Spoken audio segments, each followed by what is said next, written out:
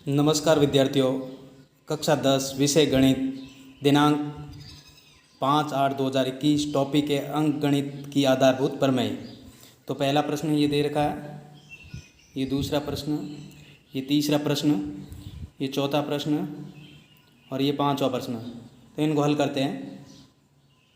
प्रश्न पहला है, यदि संख्या 408 तथा 1032 के महत्तम समापर्तक HCF को 1032x माइनस 408 इंटू 5 के रूप में व्यक्त किया जाता है तो x का मान ज्ञात कीजिए। तो इनको हल करते हैं। तो हल करते हैं, संख्या 408 व 1032 के गुणनखंड करने पर 1032 के गुणनखंड 2 इंटू 2 इंटू 2 इंटू 3 इंटू 43।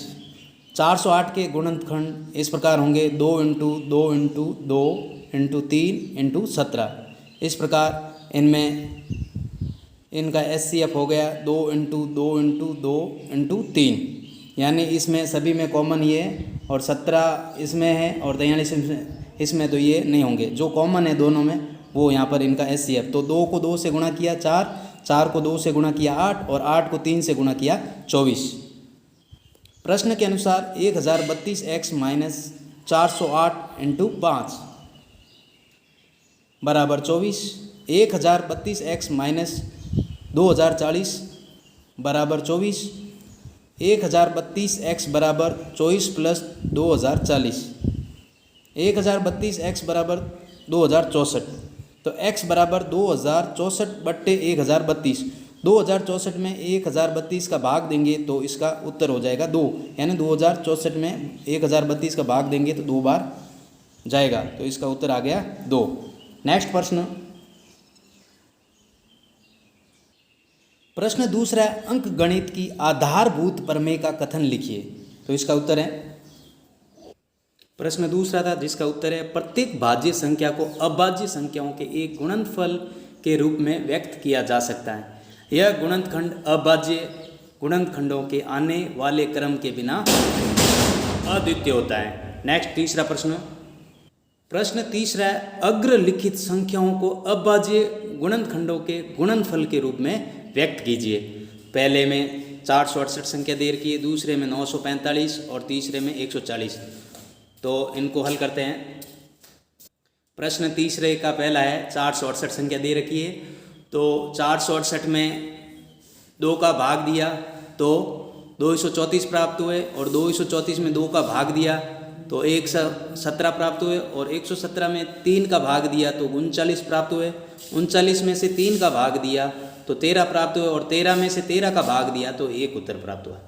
तो इस प्रकार से 468 के अभाज्य गुणनखंड इस प्रकार है, 2 into 2 into 3 into 3 into 13। Next 945।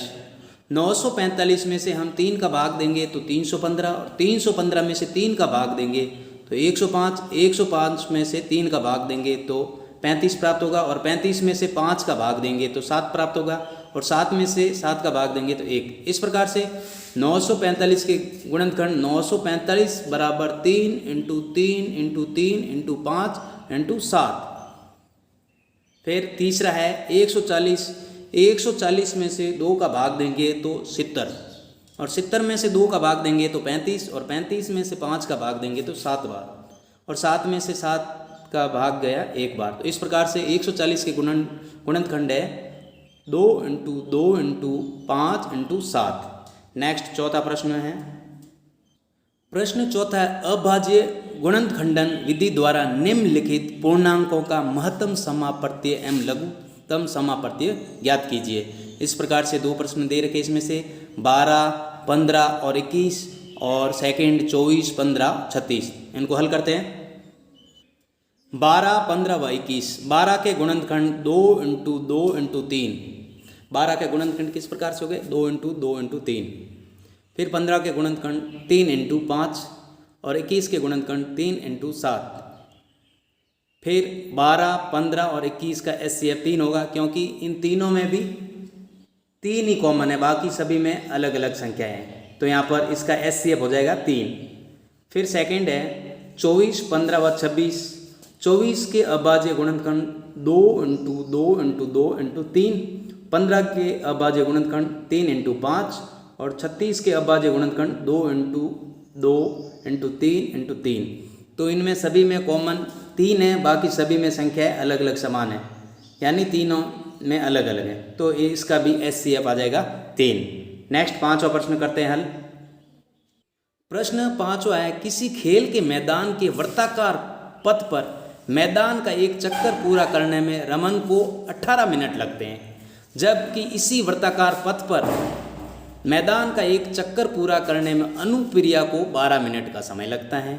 माना कि दोनों ही एक ही स्थान से एक ही समय पर चलना प्रारंभ करते हैं तथा एक ही दिशा में चलते हैं, तो बताइए कितने समय बाद दोनों पुनः प्रारंभिक स्थान पर मिलेंगे। तो इनको हल करते हैं। रमन को समय लगता है 18 मिनट और अनुप्रिया को समय लगता है 12 मिनट। LCM ऑफ 12 व 18, 12 के गुणनखंड होंगे 2 इंटू 2 इंटू 3 और 18 के गुणनखंड होंगे 2 इंटू 3 इंटू 3। तो LCM हो गया 2 इंटू 2 और 3 इंटू 3। इस प्रकार इनमें 2 2 हैं और इसमें भी 3 3 है, 2 2 ये ले लिए और 3 3 ये लिए, तो इनका हो गया 36। LCM 36 हो गए, अतः वे दोनों 36 मिनट के बाद पुनः अपने प्रारंभिक स्थान पर मिलेंगे। इस प्रकार से आज का गृह कार्य पूर्ण हुआ। अगर वीडियो अच्छा लगा तो चैनल को जरूर सब्सक्राइब करें, वीडियो को शेयर करें। धन्यवाद।